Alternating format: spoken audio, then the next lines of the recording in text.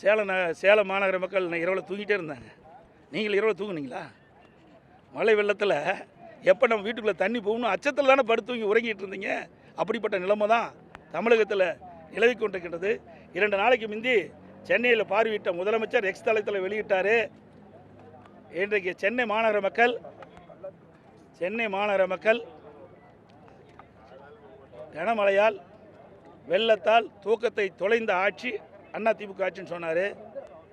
அதே திருப்பி நாங்கள் கேட்குறோம். இந்த விடியா திமுக முதலமைச்சர், திறமையற்ற முதலமைச்சர், முன்னெச்சரிக்கை நடவடிக்கை எடுக்காத காரணத்தினால விழுப்புரம், கடலூர் மற்றும் பல்வேறு மாவட்டங்களில் இருக்கின்ற மக்கள் இந்த வெள்ள நீரால் இரவு முழுவதும் தூங்காமல் தூக்கத்தை தொலைத்த அரசு திமுக அரசு.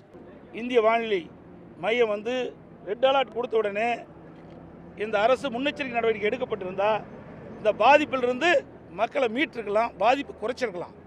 ஆனால் இந்த அரசு சரியான முன்னெச்சரிக்கை நடவடிக்கை எடுக்காத காரணத்தில் இந்த ரெட் அலர்ட் வானிலை மையம் அறிவித்து கூட இந்த அரசு உரிய நேரத்தில் நடவடிக்கை எடுக்காத காரணத்தில் கனமழையால் மக்கள் அங்கங்கே பாதிப்புக்கு உள்ளாகியிருக்கிறாங்க. அது மட்டும் இல்லை,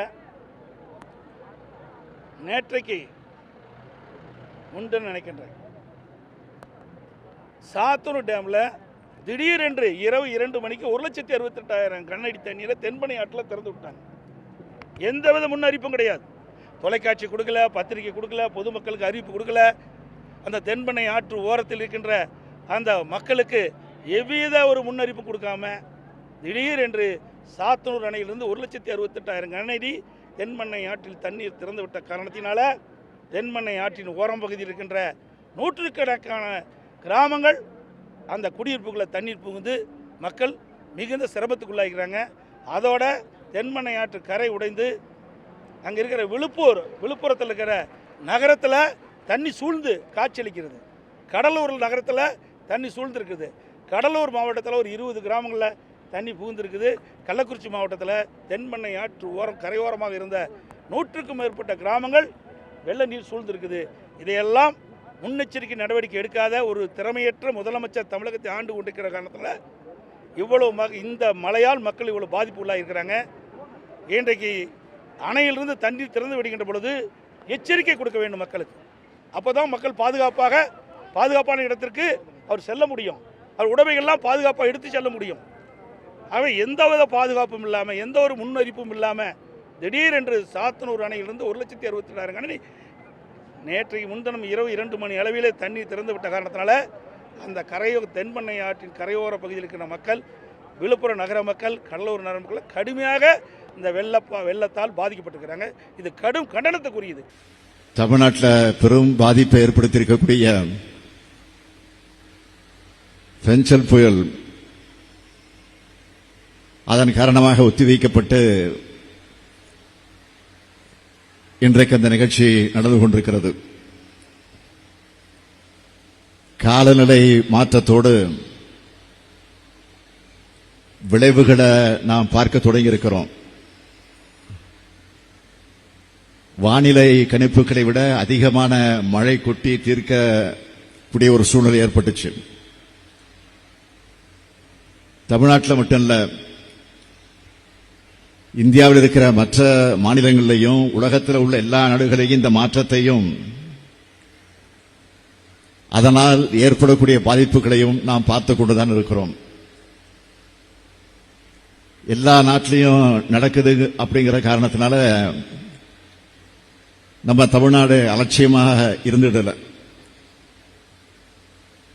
நாம முன்னெச்சரிக்கை நடவடிக்கை எடுத்த காரணத்தால் தான் உயிரிழப்புகள் பெரிதும் ஏற்படல் என்பது முக்கியம். ஆனால்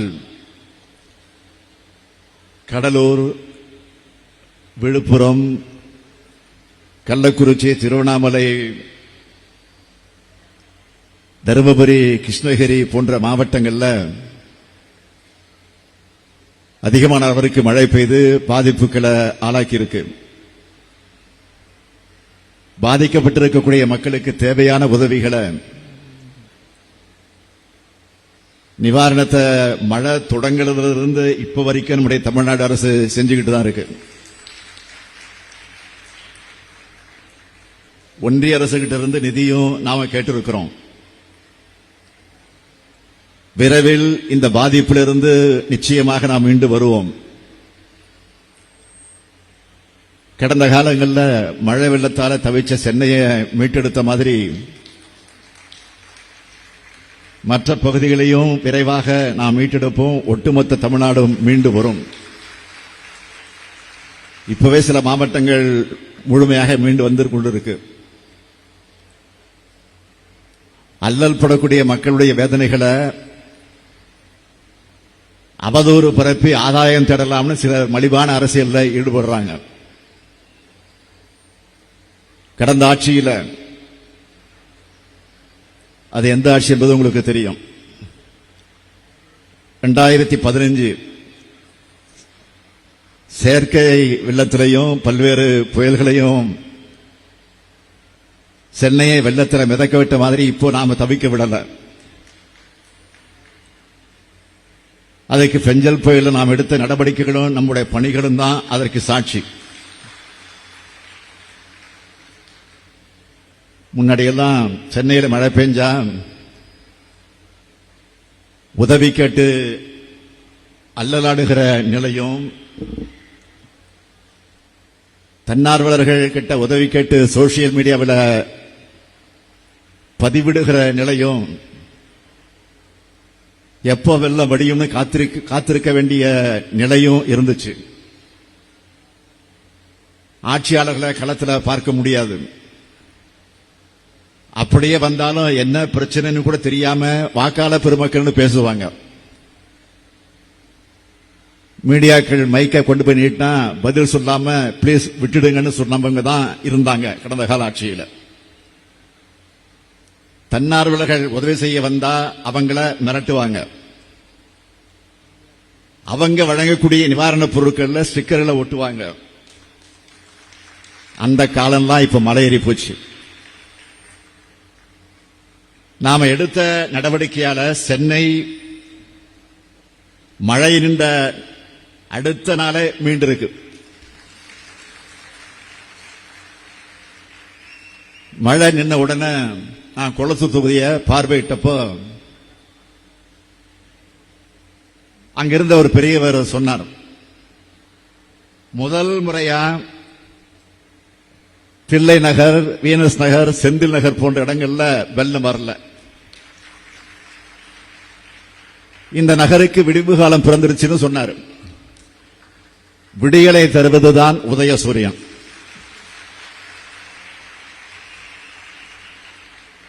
ஆனா உதயசூரியனால கண்ணுக்கு கூசுகிற ஆட்களுக்கு விடியல்னா தெரியாது.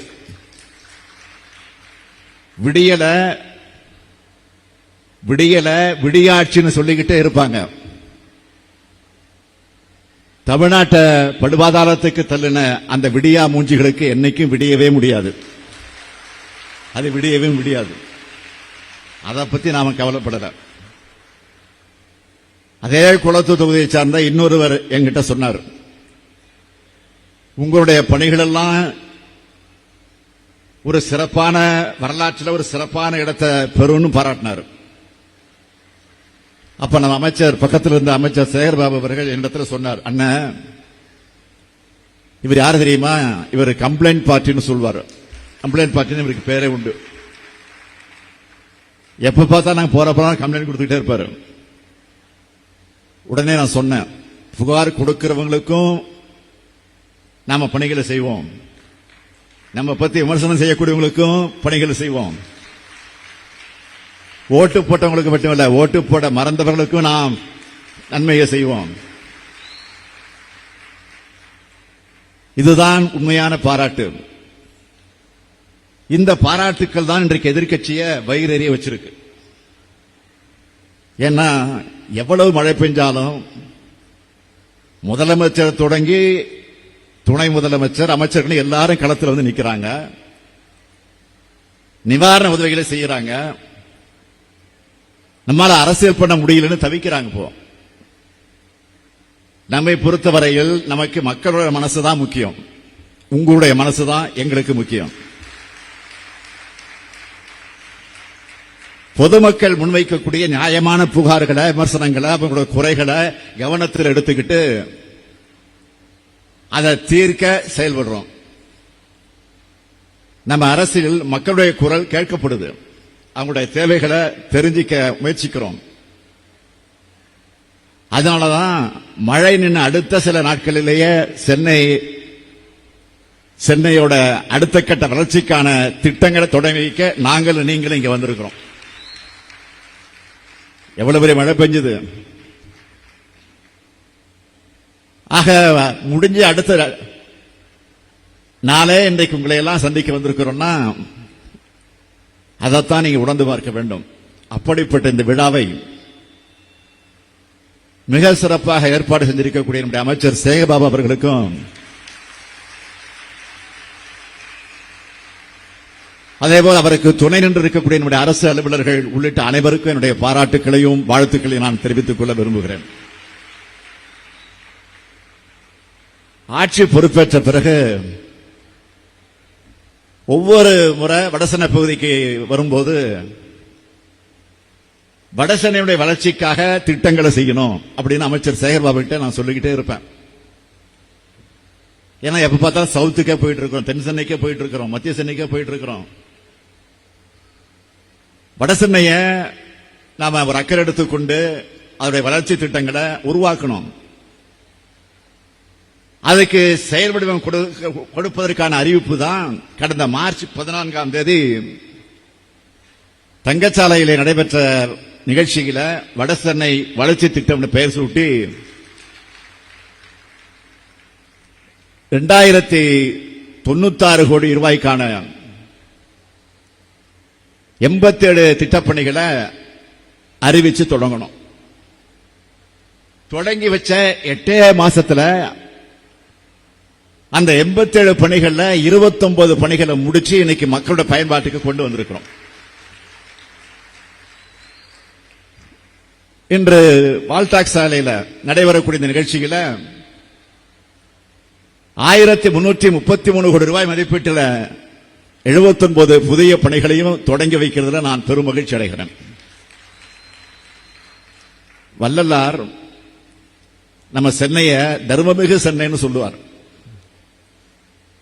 இந்த ஊருக்கு வந்தா நிச்சயம் நம்ம வாழ்க்கையும் குடும்பமும் முன்னேறிடும்னு நம்பி வந்தவங்களை சென்னை என்றைக்கு கைவிட்டதில்லை. அப்படிப்பட்ட இந்த சென்னை மாநகரத்துக்கு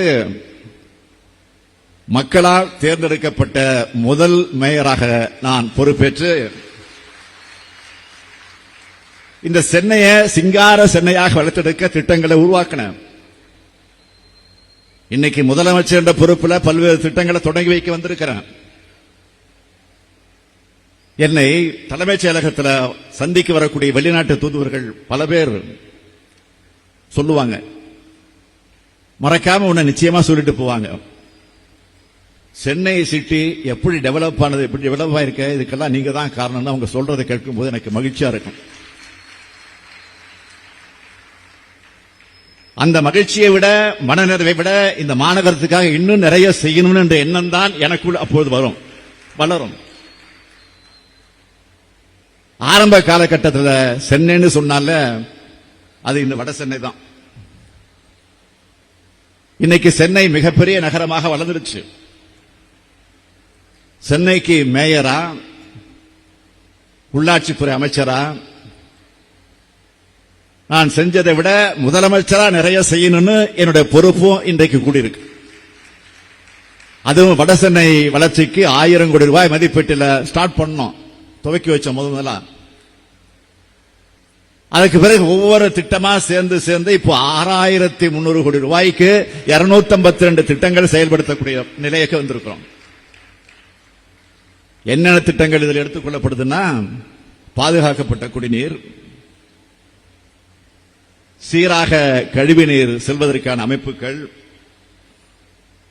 அனைத்து கழிவு நீரற்ற நிலையங்களை மேம்படுத்துதல், போதிய மருத்துவ வசதி, தொழிற்கல்வி திறன்பாடு பகிர்ந்த பணியிடம், நூலகங்களுடைய தரத்தை உயர்த்துதல், கல்வி மையம், பள்ளிக்கூட கட்டிடங்கள், விளையாட்டு மைதானங்கள், சீரான சாலைகள், பூங்காக்கள், மின்விளக்கு வசதிகள், துணை மின் நிலையங்கள்,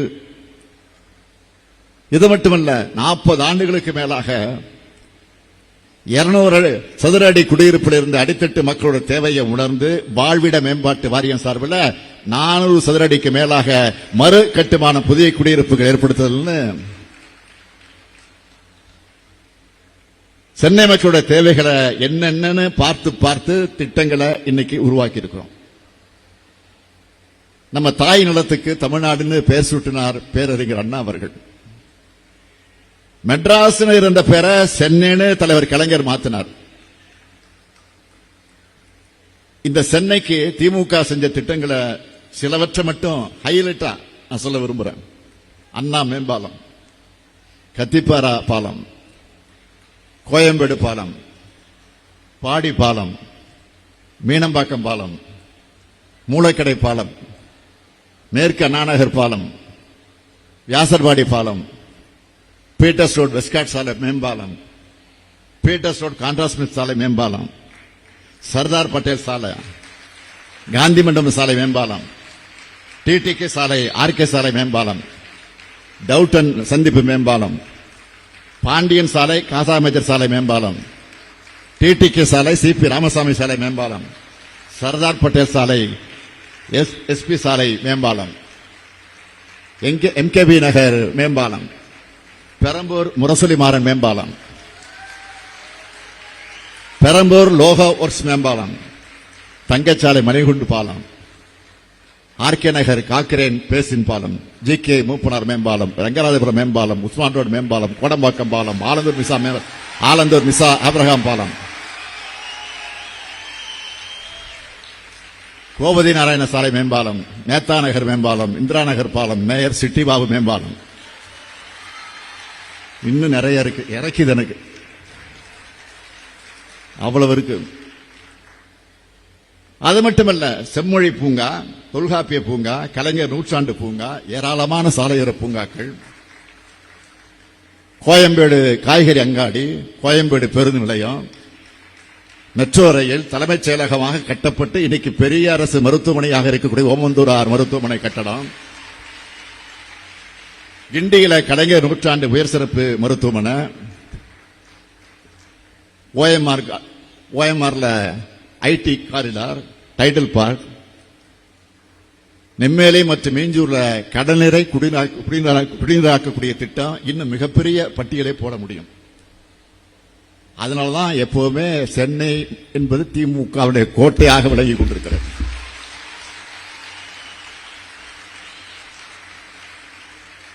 சென்னையை எப்படி கடந்த காலங்களில் வளர்த்தெடுத்தோமோ அதே மாதிரி இன்னைக்கு தொடங்கி வைக்கப்பட்டிருக்கக்கூடிய இந்த திட்டங்கள் மூலமாக எதிர்காலத்துக்கு தேவையான கட்டமைப்புகளை உருவாக்கி சிங்கார சென்னையை கட்டி எழுப்புவோம்.